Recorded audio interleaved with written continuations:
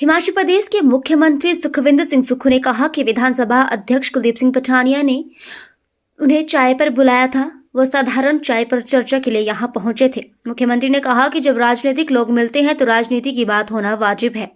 मुख्यमंत्री ने कहा कि उनकी सरकार पूरी तरह सुरक्षित है और सरकार पूरे 5 साल चलेगी। भारतीय जनता पार्टी को ये बताना चाहिए कि वह सरकार के अल्पमत में होने का दावा कैसे कर रहे हैं।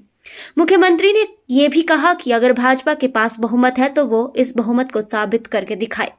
मुख्यमंत्री ने कहा कि बार बार नाराजगी की बात की जा रही है। ये नाराजगी एक परिवार में साधारण बात है। जब हम एक परिवार में रहते हैं तो छोटी मोटी नाराजगी चलती रहती है। उन्होंने कहा कि विक्रमादित्य सिंह ने उनकी सुबह 7 बजे बात हुई और इसके बाद दोपहर के वक्त भी उन्होंने विक्रमादित्य सिंह से बात की। उन्होंने कहा कि ये सब छोटी बातें हैं जो परिवार में चलती रहती हैं। साथ ही उन्होंने ये भी कहा कि रामपुर के विधायक नंदलाल को कैबिनेट रैंक के साथ 7वें वित्त आयोग का अध्यक्ष बनाया गया है। उन्होंने कहा कि नंदलाल जिला शिमला के सबसे वरिष्ठ नेता है।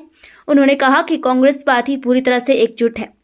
भारतीय जनता पार्टी को बेबुनियाद दावे करना बंद कर देने चाहिए। मुख्यमंत्री ने कहा कि 6 आयोग घोषित हुए विधायकों को चंडीगढ़ में सीआरपीएफ की सिक्योरिटी में रखा गया है। ये लोकतंत्र के लिए सही बात नहीं है। मुख्यमंत्री ने अपनी बात को दोहराते हुए कहा कि जो लोग पार्टी को धोखा देते हैं वे काले नाग ही होते हैं।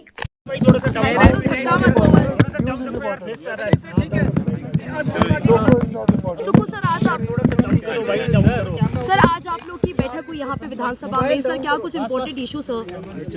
नहीं, इम्पोर्टेंट इशू कुछ नहीं था।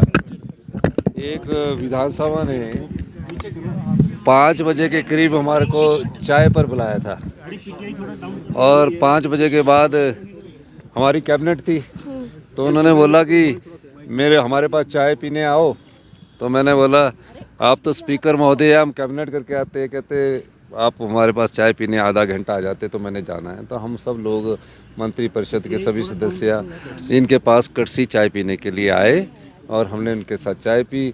और जब राजनीतिक लोग बैठे होते तो राजनीतिक चर्चा तो होती है। सर, एक बात ये कही जा रही, क्योंकि आपने कहा था कि 6 में से 3 बागी विधायक आप वापस आना चाहते हैं कांग्रेस के खेमे में, तो उसको लेके भी कोई विचार हो रहा है क्या? मैंने तो एक विधायक ने मुझसे बात की थी और मैंने कभी नहीं कहा। मैं तो एक विधायक की बात कर रहा हूँ जिसने अपनी पीड़ा बताई थी कि मुझे बड़ा पछतावा है।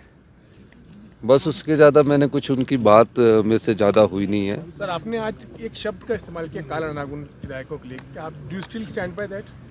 देखिए, बात सुनिए, मैं ये कहना चाहता हूँ, राजनीतिक जीवन में जो पार्टी को धोखा देते हैं और जिस पार्टी के चुनाव चिन्ह पर होते हैं वो काले नाग और काले सांप कहलाते हैं। मैं ये बात इसलिए नहीं कह रहा हूँ, ये एक कहावत है। लेकिन पछतावा करके कोई अगर अपनी गलती को मानता है तो उसमें भी माफ़ी देने में भी कोई हर्ज थोड़ी होता किसी को। तो ये हम तो राजनीतिक दृष्टिकोण से ये कहते हैं कि पहले तो वो लोग उन कैद से तो छूटे जिस कैद में वो पिछले कितने कई घंटे 72-74 घंटे से बैठे हुए। पूरी सीआरपीएफ लगी हुई पंचकुला में तो हम जा ही नहीं रहे उनको ले जाने, और उनको लाने के लिए हेलीकॉप्टर का प्रयोग कर रहे हैं। जिस दिन वोटिंग थी उस दिन सीआरपीएफ, पुलिस, सब हरियाणा पुलिस थी। वो तो स्पीकर साहब ने मेरे ख्याल उस पर कार्रवाई की है।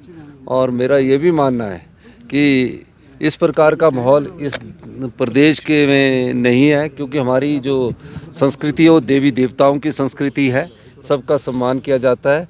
और ये पहली बार ऐसे इतिहास में हुआ जिसमें 6 वोटें क्रॉस हुई। जयराम ठाकुर जी किस आधार पे कहते हैं कि सरकार संकट में है? उनके पास क्या आधार है? बार-बार क्लेम कर रहे हैं कि माइनॉरिटी। देखिए, जयराम ठाकुर जी जो कह रहे हैं, पहले तो उनको अपनी मेजॉरिटी प्रूव करनी चाहिए ना। अब मेजॉरिटी है नहीं और ऑपरेशन लोटस की बात करते हैं, तो ऑपरेशन लोटस कैसे हो सकता है?